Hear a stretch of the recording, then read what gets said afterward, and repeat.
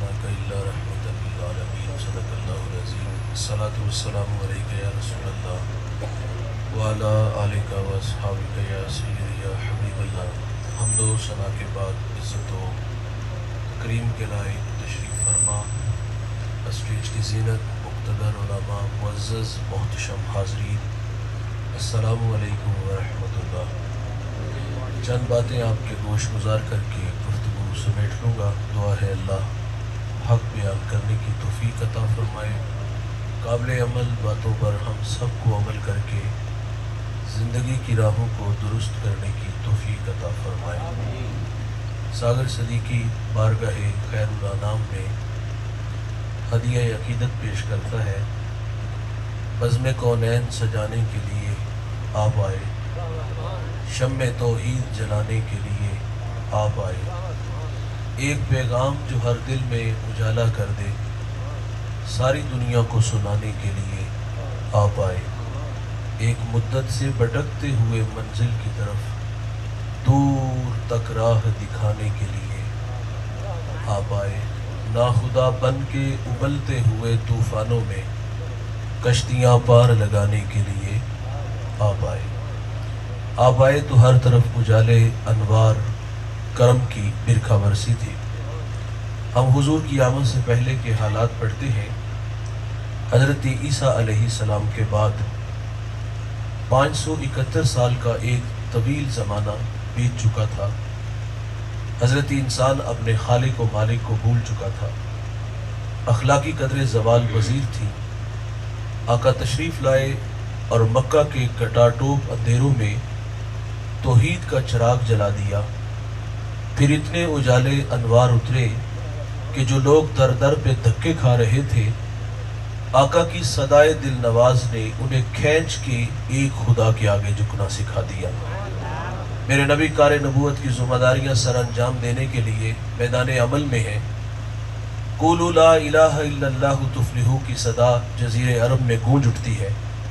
तो जिस शख्स को सबसे पहले ईमान नसीब हुआ, ईमान लाने में जो सबकत इख्तियार करता है, बहुत बड़ा नाम है। वो इस उम्मत का पहला सूफ़ी भी है, सहाबी भी है। वो रास्त रू भी है, वो रास्त गो भी है। वो मामलात दुनिया को सुलझाने का डब और सलीका भी जानता है। मेरे नबी ने उस जवान की तारीफ़ की, फरमाया मैंने जिसको भी दीन दिया उसने ताअम्मुल से तरद्दुद से काम लिया, लेकिन फरमाया अबू बकर वो जवान है, मैंने इसको दीन दिया, इसने झोली में डाल दिया। हुजूर आए तो हर तरफ उजाले अनवार करम की बिरखा बरसी थी। भाईजान, ये मेरा और आपका एजाज़ कि अल्लाह ने हमें वो नबी अता किया जिसके लिए नबियों ने भी दुआएं की हैं। हज़रत इब्राहीम अलैहिस्सलाम काबे की दीवारें खड़ी करके कहते हैं, रब्बना वबास फीहिम रसूला। देख अल्लाह तेरा बाबरकत घर तमीर हो गया, अब तो उस प्यारे रसूल को भेज दे। यार, एक शख्स रोज़ाना मकान की छत पे खड़ा होता है और उदास निगाहों से उन राहों को देखता है जिन राहों से सोने मोहम्मद ने गुजरना था। उसकी उदासियाँ, बेचैनियाँ, इज़्तिराब बड़ा अजीब था। वो ज़ुबान हाल से कुछ यूं कहा करता था कि केरियाँ में केरियाँ, दर्दो गम दी केरियाँ, अडियाँ चुक चुक रामा में खतेरियाँ। ये बहीरा राहब है जो रोज़ाना हुजूर की राहों में खड़ा हो जाता। मेरे नबी की आमद से 1000 साल कबल तुब्बा से, यमन से तुब्बा अव्वल उलमा की जमात को लेके निकलता है। रास्ते में यशरब आया तो उलमा ने बताया कि ये जा आखिर ज़मा मोहम्मद सल्लल्लाहु अलैहि वसल्लम की हिजरत की जा है, और साथ उन्होंने माज़रत भी कर ली कि अब हम यहाँ से आगे नहीं जाएंगे। उसने फिर वहाँ उलमा के लिए 300 घर बनाए और एक घर उसने मेरे हुजूर के नाम का बनाया। जो घर हुजूर के नाम का बना वो बड़े चाव से, बड़ी अकीदत से बना। उस जमात के जो बड़े आलिम थे शामून, वो घर उनके सुपुर्द किया और फिर हुजूर के नाम एक ख़त लिखा।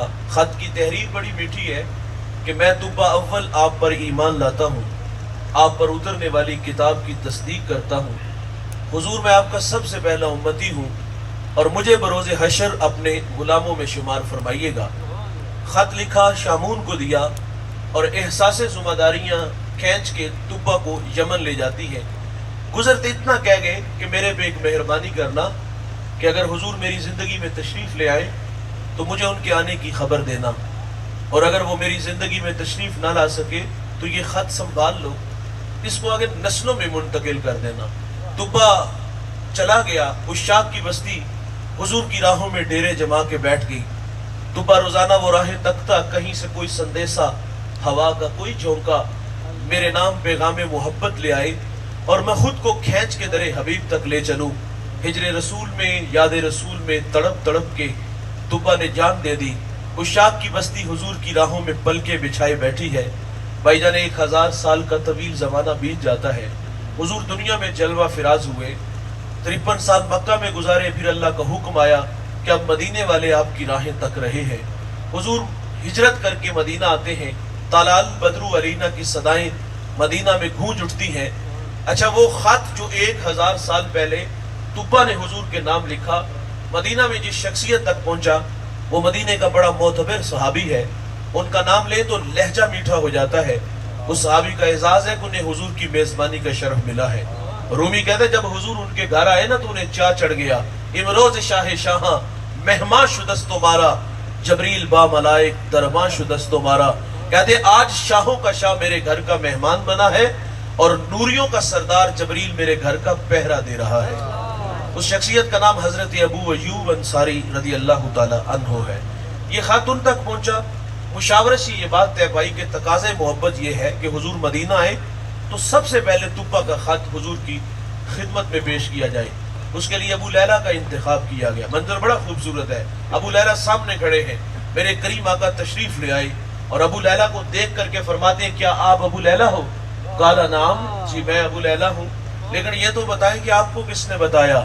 فرمایا جس اللہ نے مجھے نبی بنایا۔ اور پھر وہ محبت کی ساری باتیں سنا دی کہ میری راہوں میں کچھ دیوانے کھڑے ہوئے تھے، اور حضور فرماتے مجھے طبا کا خط دے دو۔ یار یہ طبا بھی حضور کی راہوں میں، عشاق کی بستی بھی حضور کی راہوں میں، بحیرہ راہب کی اداسیاں بھی حضور کی راہوں میں۔ میں ایک جوان کا تذکرہ چھیڑنے لگا ہوں، میرا ایمان ہے کہ آپ کے کلیجے ٹھر جائیں گے، آنکھیں روشن ہوں گی۔ جوان کا نام سلمان ہے، اور اس کا تعلق ایران کے مشہور شہر اصفہان سے ہے۔ سلمان کہتا ہے میرا والد مجوسی تھا، اور اس نے مجھے مذہب کی تعلیم گھر سے دلائی۔ میں عرض کرتا چلوں یہ سلمان کون ہے جس کو زمانہ آج سلمان فارسی کے نام سے جانتا ہے؟ سلمان کہتے ہیں والد بڑا متشدد تھا، اس نے مجھے مذہب کی تعلیم گھر سے دی، اور پھر کھیتی باڑی کے لیے گھر سے باہر نکالا۔ سرے رات عیسائیوں کا گرجا گھر آیا، فرماتے میرا جی چاہا کہ میں ان لوگوں کی مذہبی زندگی دیکھوں یہ لوگ کیسے ہیں۔ فرماتے میں رات گئے تک وہاں بیٹھا رہا، مرضی سے گھر آیا تو والد کو غصے میں پایا، اور سوال کیا والد نے کہاں تھے اس وقت تک؟ فرماتے سچ سچ بتا دیا، گرجے میں تھا، اور ساتھ جھٹکا دیا کہ مجھے ان لوگوں نے متاثر بھی کیا ہے۔ سلمان کہتے ہیں والد ڈر گیا کہ کہیں یہ مجوسیت کو چھوڑ کر عیسائیت کو نہ قبول کر لے۔ مجھے میرے والد نے لوہے کی زنجیروں سے جکڑ دیا، رد عمل کے طور پہ ضد پیدا ہوئی۔ فرماتے فیصلہ کر لیا کہ اب یہاں نہیں رہنا۔ فرماتے مجھے سبیل ملی اور میں ملک شام آیا، اور وہاں ایک عالم سے ملاقات کی، اپنے حالات سے آگاہ کیا، اور کہا اس مذہب کی محبت مجھے یہاں کھینچ لائی ہے، شہر کی سرداری کو ٹھوکر مار کے آیا ہوں، میں تشنہ ہوں، میری پیاس بجھاؤ۔ سلمان کہتے تا دم آخر جب تک وہ زندہ رہا میں نے اس کی بڑی خدمت کی، جب وہ مرنے لگا تو میں نے کہا اب جاؤں تو کہاں جاؤں؟ اس نے مجھے نصیب عین بھیج دیا کہ وہاں ایک عالم ہے اس کی خدمت میں چلے جاؤ۔ فرماتے میں نے اس کی بھی بڑی خدمت کی، جب وہ مرنے لگا تو میں نے کہا اب کس چوکھٹ کا بیکاری بناؤ گے؟ اس نے مجھے ایک اور جگہ بھیج دیا۔ فرماتے میں نے اس کی بھی بڑی خدمت کی۔ خدمت کا صلہ ملتا ہے بھائی۔ کہتے جب وہ مرنے لگا تو سراپا سوال بن کے سامنے کھڑا تھا، جاؤں تو کہاں جاؤں؟ اس نے کہا سلمان اب میری نظر میں کوئی ایسا شخص نہیں جس کی خدمت میں تمہیں بھیجوں، بس یہ کہنا تھا کہ اداسیاں چھانے لگی، دل کی نیا ڈوبنے لگی، اندھیرے چھانے لگے، ایسا لگا کہ دیوار آ گئی۔ اس عالم نے جب ڈوبتی نیا دیکھی تو کنارہ دیتا ہے، کہتا ہے سلمان اب آخر زمان محمد کا زمانہ قریب آ گیا ہے، نخلستان دو جلے میدانوں کے درمیان تشریف لائیں گے۔ سلمان کہتے ہیں اگر وہ سرزمین میں پالوں تو اس نبی کو پہچانوں گا کیسے؟ تو اس عالم نے بتایا کہ اس کی 3 نشانیاں، نمبر 1 صدقہ نہیں لیں گے، نمبر 2 وہ ہدیہ قبول کریں گے، نمبر 3 ان کے دونوں کندھوں کے درمیان محاذ قلب پہ مہر نبوت ہوگی۔ کہا سلمان اگر تو وہاں پہنچ سکتا ہے تو پہنچ جا۔ فرماتے میں نے رخت سفر باندھا، سرے راہ مجھے بنی قلب کا ایک قافلہ ملا، میں نے ان سے کہا میرے پاس کچھ گائیں اور بکریاں ہیں، یہ مجھ سے لے لو اور اپنی سرزمین تک پہنچا دو۔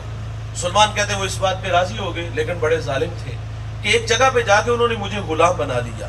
فرماتے ہیں کہ میں نے بڑے دھکے کھائے، فرماتے پھر انہوں نے مجھے ایک یہودی کے ہاں فروخت کر دیا. فرماتے اس یہودی نے میرا سودا ایک اور یہودی کے ہاں کر دیا. فرماتے اس یہودی کا تعلق حضور کے شہر مدینہ سے تھا. منزل نصیب ہو گئی, اڑیکنے لگے. ایک دن کسی نے سرگوشی کی کہ دیوانے جس کی راہوں میں بیٹھے ہو نا, وہ پیارے محمد دنیا میں جلوہ فراز ہو چکے ہیں. سلمان کہتے ہیں میرا جی چاہا کہ میں اڑ کے حضور کے قدموں میں چلا جاؤں. اے زوف مدد کر, در احمد پہ گرا دے, دربان کہیں اٹھ, کہوں اٹھا نہیں جاتا. غلام مرضی سے نہیں جیتے بھائی. کہتے میں ہجر کی آگ میں جلتا رہا اور انتظار کی راہوں میں کھڑا رہا. یہ اداسیاں تھی کہ فرماتے پھر وہ ہمایوں گھڑیاں آئیں, سعادت بخش لمحے نصیب ہوئے.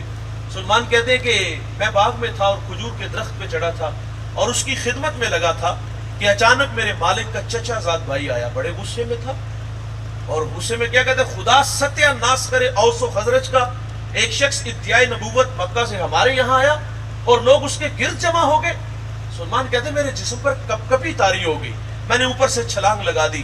انجام سے باخبر تھا, سوال کیا تو پیٹا جاؤں گا, لیکن نام محمد کی مستی طبیعت میں ایسی چڑھی, انجام سے بے نیاز ہو کے حضور کا تذکرہ کر دیا تو اس نے منہ پہ مکہ دے مارا. خیر فرماتے ہیں میں نے برداشت کیا. رات کی تاریکی چھائی, میں کھانا لے کے حضور کی خدمت میں حاضر ہو گیا. میرے نبی اس وقت قبا میں اپنے غلاموں کے جھرمٹ میں تھے. کہتے میں کھانا لے کے حضور کی خدمت میں حاضر ہوا. وہ 3 باتیں پیش نظر رکھیے گا. کہتے میں نے جا کے عرض کیا حضور آپ ایک لمبا سفر کر کے مکہ سے ہمارے یہاں یثرب آئے ہیں اور میرے پاس یہ صدقے کا کھانا ہے اور آپ اس کے حقدار زیادہ ہیں, قبول فرما لیجئے. سلمان کہتے حضور نے وہ کھانا خود نہیں کھایا, غلاموں میں بانٹ دیا. ایک نشانی پوری ہوگی. سلمان کہتے میں دوبارہ پھر حاضر ہوا. میں نے عرض کیا حضور یہ صدقہ نہیں ہدیہ ہے, تو میرے نبی نے اس کو قبول فرما لیا. 2 نشانیاں پوری ہوگی, اب ایک نشانی باقی ہے. سلمان کہتے میں ایک دفعہ, بلکہ حضور کے بارے میں عرض کرتے ہیں کہ حضور ایک دن بقیع میں اپنے غلام کی تدفین میں مشغول تھے اور میں بھی وہاں موجود تھا. کہتے میں جلدی سے پیچھے آ کے کھڑا ہو گیا کہ آج مہر نبوت کی زیارت کروں گا. کہتے جب میں پیچھے آ کے کھڑا ہوا تو حضور نے پلٹ کے دیکھا. حیا سے آنکھیں جھکی ہوئی تھی, آنکھوں میں اداسیاں تھی, دل میں بچھی ہوئی محبت کی کائنات تھی. یہ پیار کہاں سے کھینچ لایا, یہ کہاں سے کہاں تک آیا. آج منزل نصیب ہو گئی. اور آخری نشانی ہے, کہتے جب میں پیچھے ہو کے کھڑا ہوا تو حضور نے پلٹ کے دیکھا تو حضور نے پھر اپنی کمر سے چادر کو اٹھا دیا. کہتے جب چادر اٹھی تو میں نے مہر نبوت دیکھی اور دوڑ کر کے آگے بڑھا, بدن سے لپٹا اور پھر مہر نبوت کو چومنا شروع کر دیا. جب حضور کی مہر نبوت کو چوما تو بے اختیار آنکھوں میں آنسو آ گئے. تو حضور نے سلمان کو پکڑ کے سامنے بٹھا لیا. فرمایا سلمان بتاؤ نا ہمارا پیار تمہیں کہاں سے کھینچ لایا. محبت کی کہانی کچھ یوں کہہ دیتے ہیں, کبھی عرش پر کبھی فرش پر, کبھی ان کے در کبھی در بدر, غم عاشقی تیرا شکریہ میں کہاں کہاں سے گزر گیا. یار یہ سلمان فارسی بھی حضور کی راہوں میں ہے, تپاول بھی حضور کی راہوں میں ہے, بحیرہ راہب بھی حضور کی راہوں میں ہے, عشاق کی بستی بھی حضور کی راہوں میں ہے. اللہ کی خلیل اللہ کا گھر بنا کے کہتے ہیں ربنا وبعث فیہم رسولا, دیکھ اللہ تیرا بابرکت گھر تعمیر ہو گیا, اب تو اس پیارے رسول کو بھیج دے. میرا سوال آپ سے ہے بھائی, مجھے بتائیے گا تہجد کے وقت اٹھنا پڑا, ٹھنڈے پانی سے وضو بنانا پڑا, مصلی بچھانا پڑا, پیشانی جھکانا پڑی, منت سماجی کرنا پڑی. نہیں دوست, وقت سملا نکلا. ہمیں تو باد صبا کے جھونکوں نے پیغام دیا, مدینے سے ٹھنڈی ہواؤں نے سندیسے دیے. آنکھ کھلی, ماحول میں تازگی خوشبو اتنی پھیلی ہوئی تھی, آنکھ کھلتی ہے اور آنکھ کھلتے ہی ماحول کی تازگی بتا دیتی ہے کہ تمہیں مبارک ہو کہ تم محمد کے غلام بن کر آ رہے ہو. اس بات پہ میں اور آپ جتنا بھی فخر کرے وہ کم ہے. وہ نیازی کہا کرتے تھے نا کہ یہ میری خوش قسمتی میں تیرا امتی, یاد ان کی نہ بھولو نیازی کبھی, وہ کہیں امتی تو بھی کہہ یا نبی. میں ہوں حاضر تیری چاکری کے لیے اور فخر کا دل میں دریچہ باز کرنا چاہیے, جن کا تو آقا ہے ان کو ناز کرنا چاہیے. اور میرے حضرت فرماتے ہمیں سو ناز ہے اس پر کہ ہم تیرے ہی منگتے ہیں, کوئی بھی در تیرے در کے سوا ہم نے نہیں دیکھا, حبیب دو سراسا دوسرا ہم نے نہیں دیکھا, جو پہنچا ہو سرے عرش اولا ہم نے نہیں دیکھا. یہ اعزاز آپ کا ہے, میرا ہے کہ اللہ نے ہمیں وہ نبی عطا کیا جس کے لیے نبیوں نے بھی دعائیں کی ہیں. حضرت موسیٰ علیہ السلام لاڈلے نبی ہیں, کوہ طور پہ ہم کلام ہونے والے نبی. ایک دن اللہ سے عرض کرتے مالک اللہم انی اجد فی الالواح امتا هم السابقون الاولون فاجعلہم امتی قال تلک امت احمد. مالک میں نے الواح تورات میں ایک امت کو پڑھا ہے جو آئے گی سب سے آخر پہ لیکن وہ نمبر پہلا لے جائے گی. اے اللہ وہ امت میری امت بنا دے. فرمایا وہ تو میرے پیارے احمد کی امت ہے. بھائی جان آپ کی بارے میں بات کی جا رہی ہے. فرمایا وہ میرے پیارے احمد کی امت ہے. 9 سوال تھے. ایک سوال یہ بھی کیا اللہ میں نے ایسی امت کو پڑھا ہے وہ صدقہ دیں گے کھا بھی خود جائیں گے وَيُجَرُونَ عَلَيْهَا اور اس کا اجر خود لے جائیں گے. پہلی امتیں جب صدقہ کرتی تو صدقے کی قبولیت کی دلیل کیا ہوتی؟ وہ صدقے کو اٹھا کے پہاڑ پہ رکھتے آسمان سے آگ آتی اور آگ اٹھا کے لے جاتی. یہ صدقے کی قبولیت کی دلیل تھی. اور جس کا صدقہ قبول نہ ہوتا وہ وہیں پڑا رہ جاتا قوم میں شرمسار ہوتا. کتنا بد نصیب ہے کہ اس کے صدقے کو اللہ نے قبول ہی نہیں کیا. بھائی جان ہمارا مال حلال کا ہے یا حرام کا؟ ہم نے جائز طریقے سے کمایا یا ناجائز طریقے سے؟ لوگوں کی ہڈیاں توڑی یا خون نچوڑا؟ جیسے بھی کمایا ہمیں پتا لیکن قبول وہی ہوگا جو رزق حلال ہوگا. حرام کا کروڑوں بھی دیں گے تو قبول. پہلی مہربانی یہ ہوئی دوست اللہ نے ہمارے عیبوں پہ پردہ ڈال دیا. اور بھائی ان کا قبول نہیں نہ ہوتا تھا تو رسوا ہوتے تھے. ہمیں رسوائی سے بچا لیا گیا. اور دوسری بات اگر ان کا قبول ہوتا ہے وہ کھا نہیں سکتے تھے آگ اچک کے لے جاتی تھی. اور ادھر کہانی کیا ہے خود دیا خود کھایا اجر بھی خود لے گئے. اللہ وہ امت میری امت بنا دے.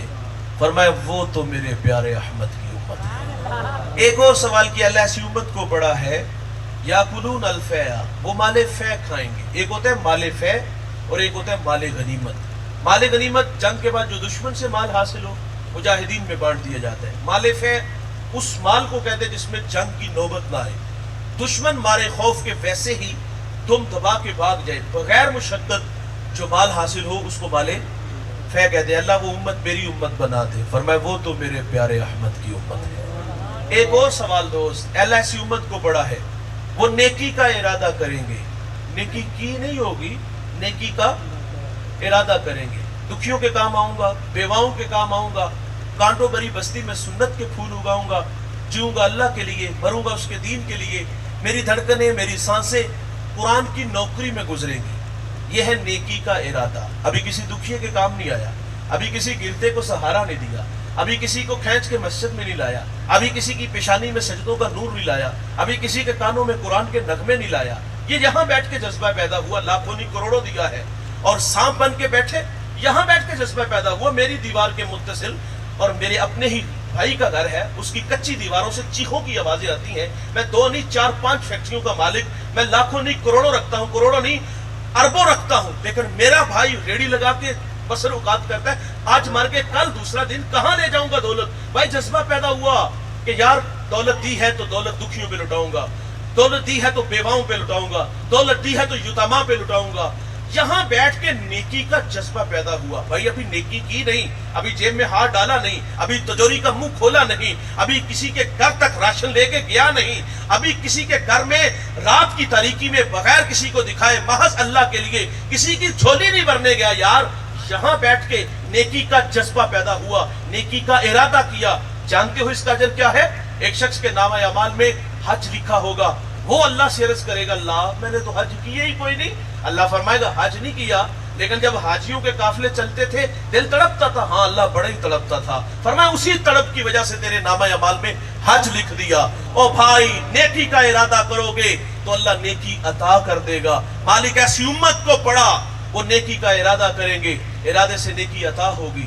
کریں گے ایک لکھی ایک نہیں 10 جائیں گی. اللہ وہ امت میری امت بنا دے. فرمایا وہ میرے پیارے احمد کی امت ہے. ایک اور سوال کیا اللہ ایسی امت کو پڑا ہے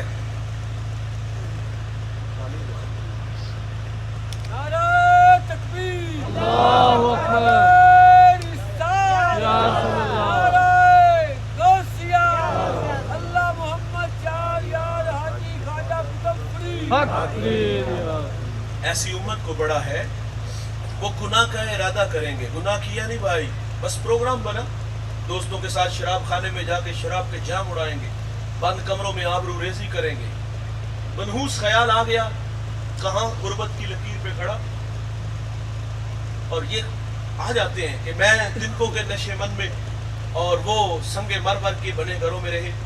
میرے بچے نانے شبینہ کو در سے اس کے گھر میں گھی کے چراغ جلے میں قسم و کرسی کی زندگی گزاروں, وہ عیش و عشرت میں رہے, تو خیال یہ آگے میں رہزن لٹیرا بنوں گا, ہاتھ حرام کی طرف بڑھاؤں گا. یہ ہے گناہ کا ارادہ. نیکی کا ارادہ ہوا تو نیکی عطا کی گئی. یہ ہے گناہ کا ارادہ. تو کیا یہاں فرشتے کو حکم ہے کہ میرے بندے کے دماغ کی سکرین پر اس وقت جو گندے خیال آ رہے ہیں مجھے پسند نہیں, اس کے کھاتے میں گناہ ڈال دو؟ نہ بھائی, روک لیا گیا. یہ جو قدم سیلفی گھر کی طرف اٹھ رہے ہیں, اللہ کے گھر میں آ جائے. یہ جو ہاتھ حرام کی طرف بڑھا رہا ہے, اللہ کے تھوڑے پر راضی ہو جائے. گناہ کے ارادے سے گناہ نہیں لکھا جائے گا. انسان کی فطرت میں بھول جانا بھی ہے. اگر گناہ سرزد ہو جائے گا تو لکھا بھی ایک ہی جائے گا. اور یار اگر کوئی ندامت کے تھرو, یہ کافی دیر ہواؤں میں اڑ رہا ہے, اس کو تھوڑی دیر آرام کرنے دے, گفتگو میں مخل ہو رہا ہے. تو کہا گناہ کے ارادے سے گناہ فطرت میں بھول جانا ہے. گناہ سرزد ہو جائے گا تو لکھا بھی ایک جائے گا. اور اگر کوئی ندامت کے تھرو اس کی چوکھٹ پہ لے کے آ جائے, کیے ہوئے گناہوں پر شرمسار ہو, ہجرت کر کے پلٹ آئی, تو یہ اللہ کا وعدہ بھی ہے, میں اس کے گناہ کو لوح محفوظ سے مٹا دوں گا. ہم تو مائل بکرم ہیں, کوئی سائل ہی نہیں, راہ دکھلائیں کسے, کوئی راہ روے منزل ہی نہیں. جو گناہ چھوڑتے ہیں اللہ کی عادت ہے, اللہ معاف کر دیتا ہے. ایک جوان نے 20 سال عبادت کی, 20 سال اس کی دہلیز سے دور چلا گیا. 40 سال عمر ہوئی, آئینے کے سامنے کھڑا ہوا, داڑھی میں سفید بال نظر آئے تو رونے لگا. یہ جو داڑھیوں میں سفید بال آتے نا دوست, یہ موت کی نشانی ہے. یاداشت جب کمزور ہونا شروع ہو جائے, سمجھ لو موت کا وقت قریب آ گیا ہے. اٹھتے جنازے, پھیلی ہوئی قبریں, بچھے ہوئے صفے ماتم ہمیں پیغام موت دیتے ہیں. داڑھی میں سفید بال دیکھے تو تڑپ گیا, کہتے ہیں اللہ اگر میں لوٹ آؤں کیا سلوک ہوگا. ہاتف سے آواز آئی, 20 سال عبادت کی, قبول کی, 20 سال میری دہلیز سے دور چلا گیا, مجھے ناراض کیا, میرے حکموں کو توڑا, انتظار کیا, تو لوٹ آیا ہے, تیرا رب رحیم بھی ہے, کریم بھی ہے, جا میں نے تیرے ماضی کے سارے گناہ معاف فرما دیے. آج ساوی نے کھلے راوی نے. اور بھائی جو معذرت کر لے گا اللہ معاف کر دے گا. حضرت سری سکتی بہت بڑا نام گزرا ہے. آپ فرماتے میں گزر رہا تھا تو سرے راہ میں نے ایک شرابی دیکھا, گندی نالی میں اس کا منہ ہے اور وہ اللہ اللہ کر رہا تھا. فرماتے مجھے رحم آیا, چاند سا چہرہ کہاں گندگی میں پڑا. فرماتے اسے اٹھایا اور اس کا منہ دھویا اور کان میں اتنا کہہ کے گزر گیا, او بندے خدا, ناپاک منہ سے اس پاک ذات کا نام لے رہے ہو. فرماتے میں تو گزر گیا. اگلے دن میں تہجد کے وقت مسجد میں گیا تو میری آنکھیں کیا دیکھتی ہیں, جو کل شراب کے نشے میں گندی نالی میں پڑا تھا, آج وہ مجھ سے پہلے مصلی پہ کھڑا ہے. فرماتے میں حیران ہوا اور اللہ سے عرض کیا, مالک یہ تو بہت بڑا شرابی تھا. تو ہاتف سے آواز آتی ہے, سر سکتی, تو نے ہماری خاطر اس کا منہ دھویا, ہم نے تیری خاطر اس کا دل دھو دیا. آج صاحبی نے, اور بھائی آج معافی مانگیں گے تو یہ وعدہ ہے. اگر آج یوں ہی گزر گئی بے راہروی میں, آج یوں ہی گزر گئی شترے بے بہار زندگی, تو پھر پچھتاوا تو ہے نا. اس دن تو کافر بھی کہے گا یا لیتنی کنت ترابا, ہائے کہ میں مٹی بن جاؤں. لیکن اس دن یحییٰ علیہ السلام کے ہاتھوں مینڈے کی شکل کے اندر موت کو بھی موت آ جائے گی. اس دن زندگی ہی زندگی ہوگی.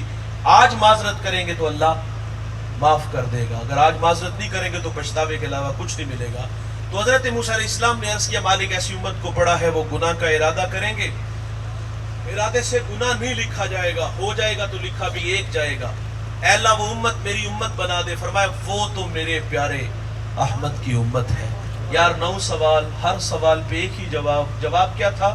وہ میرے پیارے احمد کی امت ہے, وہ میرے پیارے. تقاضا کوئی نہیں ہے سینے کا زور کا, ویسے کہہ رہا ہوں اگر آپ ہلکا سا, بس ضرورت تو نہیں ہوتی میں کہہ لواؤں, لیکن جی چاہ رہا ہے آج کہ وہ میرے پیارے 9 دفعہ کہا, وہ میرے پیارے, وہ میرے پیارے, وہ میرے پیارے. آپ کے بارے میں بات ہے, وہ میرے پیارے, وہ میرے پیارے, وہ میرے پیارے. اور آخر پہ کیا عرض کرتے, ٹھیک ہے اللہ وہ امت میری نہیں بنانی تو نہ بنا, مجھے ہی اس محمد کا امتی بنا دے. تو پھر ہم کیوں نہ یار کہیں یہ میری خوش قسمتی, میں تیرا امتی, یاد ان کی نہ بھولو نیازی کبھی, وہ کہیں امتی تو بھی کہہ یا نبی, میں ہوں حاضر تیری چاکری کے لیے. یار میرے نبی نے اس امت میں 63 برس گزارے ہیں اور ساری زندگی اس امت کو یاد رکھا. فضل بن عباس کہتے جب حضور کو مرکز نور میں اتارا گیا نا, پیغام لیتے جائیے گا, تو کہتے میں نے دیکھا لب حرکت میں تھے, کان قریب کر کے سنا تو حضور اس وقت بھی فرما رہے تھے, اے اللہ میری امت کی مغفرت فرما دے. आजाब की आयतें उतरी, हुजूर का रंग मुतगय्यर हो गया। आप मजमे सहाबा से उठे और बाहर चले गए। सहाबा समझे शायद हुजूर किसी हाजत के लिए गए हैं। थोड़ी देर इंतजार किया, तशरीफ न लाए तो तलाश करना शुरू कर दिया। एक दिन, 2 दिन, हत्ता कि तीसरे दिन का सवेरा तुलू हो गया। मिंबर उदास हो गया, गलियां उजड़ गई। बिलाल हबशी को जमाना देखता है, मदीने की गलियों में चीखे मार मार के रोता है। और सैयदा फातिमा घर में गशी पर गशी आ रही है। वासफ अली वासफ कहते हैं शर्म मकान का नहीं होता, मकीन का होता है। वो यसरब था, बीमारियों का घर था, लेकिन सोने मोहम्मद के कदम लगे, अल्लाह ने मदीने की खाक में शिफा रख दी। तीसरा दिन हुआ, साहबा जंगल में चले गए। मैंने उस जंगल की जियारत की, अब वहां घर बन गए। वहां एक चरवाहा मिला, उससे कहते यार इस नाम का कोई शख्स तो नहीं देखा? तो उसने कहा इतना मीठा नाम तो मैंने सुना ही पहली दफा है। हाँ मैं इतना जरूर जानता हूँ, वो सामने गार देखती हूँ जिसका नाम जबले सला है, वहां एक जवान है जो सुबह भी रोता है, शाम भी रोता है, और कहता वो मेरी बकरियां देखो हल्का बनाए बैठी है, ना कुछ खाती है ना कुछ पीती है, वो रोती है तो ये भी रोती है। साहबा ने पूछा वो रोने वाला क्या कहता है? उसने कहा जब उसके लबहाए मुबारक खुलते हैं तो वो रब हबली उम्मती की सदाएं देते हैं। बेजान जिस्मों में जान आई। साहबा अंदर दाखिल हुए। आंखें क्या देखती हैं कि हुजूर की पेशानी नुकीले पत्थर पे झुकी है और रो रो के कह रहे थे अल्लाह मेरी उम्मत की मग़फ़िरत फरमा दे। सैयदना सिद्दीक़ अकबर आगे बढ़े, अर्ज़ किया हुजूर गुलाम आए हैं, 3 दिन जुदाइयों में गुजार दिए, मदीना उदास खड़ा है, अल्लाह मेहरबानी फरमाएगा। तो हुजूर फरमाते उतनी देर तक सजदे से सर नहीं उठाऊंगा जितनी देर तक अल्लाह उम्मत के मामले में मेरे साथ कोई वादा नहीं कर देता। सुनिएगा, सैयदा फातिमा ज़हरा रज़ी अल्लाह तआला अन्हा को खबर मिली, आप मदीने की औरतों को लेकर उस गार की तरफ बढ़ती हैं। साहबा पीछे हटे, आप अंदर दाखिल हुई और जाके कहती अबू जी बेटी आई है, जिगर का टुकड़ा आया है, जिसके लिए आप मसनद बिछा देते थे ना, फातिमा आई है। तो हुजूर फरमाते बेटे मुझे उम्मत की मोहब्बत रुला रही है। तो अर्ज़ की अल्लाह मेहरबानी करके फरमाया नहीं बेटे, उतनी देर तक सजदे से सर नहीं उठाऊंगा जितनी देर तक अल्लाह राजी नहीं कर देता। सुनिएगा दोस्त, हुजूर जब सजदे से सर नहीं ना उठाते तो फिर सैयदा अपने अल्लाह से अर्ज करती है मालिक मैंने सुना है जब फकीरों और दुर्वेशों की दुआएं मुस्तजाब नहीं होती तो वो सरों से पगड़ियां उतार के अल्लाह तुझसे दुआ मांगते हैं, फिर तू अपने बंदों को खाली नहीं मोड़ता। अर्ज किया मालिक आज तेरे नबी की बेटी फातिमा जिस पर तूने ततहीर की आयतों को नाजिल किया है, मैं सर से दुपट्टा उतार के अपने बाबा की उम्मत के लिए तुझसे भीख मांगती हूँ। सैयदा का हाथ रिदा की तरह बढ़ा, कोहराम मच गया, बादलों की ओट में सूरज ने मुंह छुपा लिया, ऐसा लगा कि क़यामत आ गई। रूमी कहते फिर एक सदा उठी पस निदा आमद जे जस्दा का रसूल मन दुआए फातिमा कर दब कबूल कर तलब कर दी जमीन व आसमां जुमला बख्श दे मशदर यकसमा। फरमाया जबरील देर न करो जल्दी जाओ, मेरे नबी से कहो सजदे से सर उठा ले, हमने फातिमा की दुआ कबूल कर ली, जैसे आप कहोगे हम उम्मत से वैसे ही मामला फरमा देंगे। भाईजान मोहब्बत कहते अमल को आसान करती है, मोहब्बत दावा अमल दलील। नाराज ना होइएगा, लहजा थोड़ा सा तलख है लेकिन कबूल भी कीजिएगा। गुलामी रसूल में मौत भी कबूल है, ये नारे खोखले हो गए।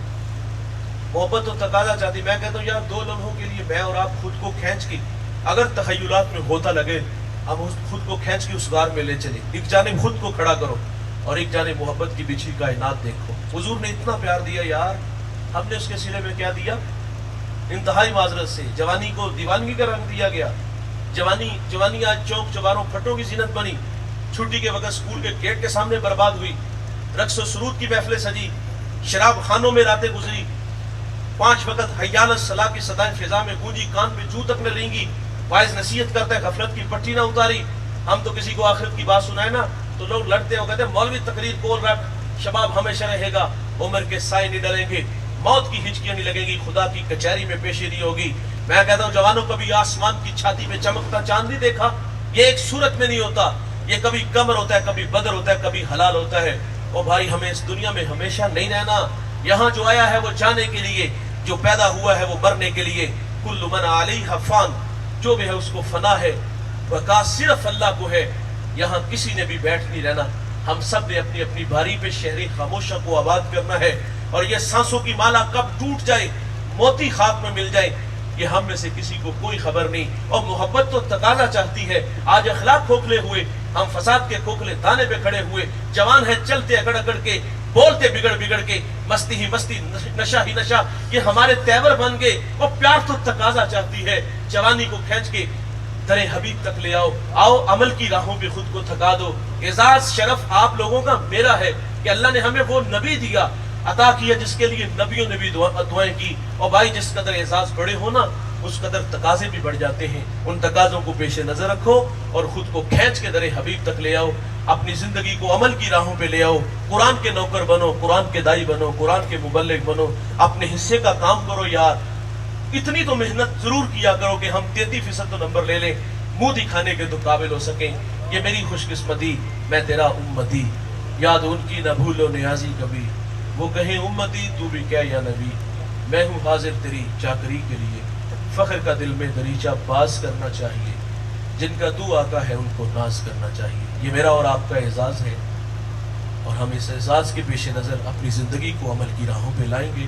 میری فیروز بختی اسٹیج کی زینت، بڑے بڑے علماء مشائخ تشریف فرما ہے اور بڑوں کی موجودگی میں چھوٹوں کا خطاب کرنا، کچھ کہنا، یہ اعزاز ہوتا ہے اور یہ اعزاز انشاءاللہ میرے ساتھ ہمیشہ رہے گا۔ اور میں دعا گو ہوں اس مادر علمی کے لیے، یہاں پڑھنے پڑھانے والے اساتذہ اور تلامذہ کے لیے، اللہ ان کے علم و فضل میں برکت عطا فرمائے اور جناب کی محنت کاوش جستجو اپنی بارگاہ میں قبول فرمائے۔ اللہ سب کو جزائے خیر عطا فرمائے۔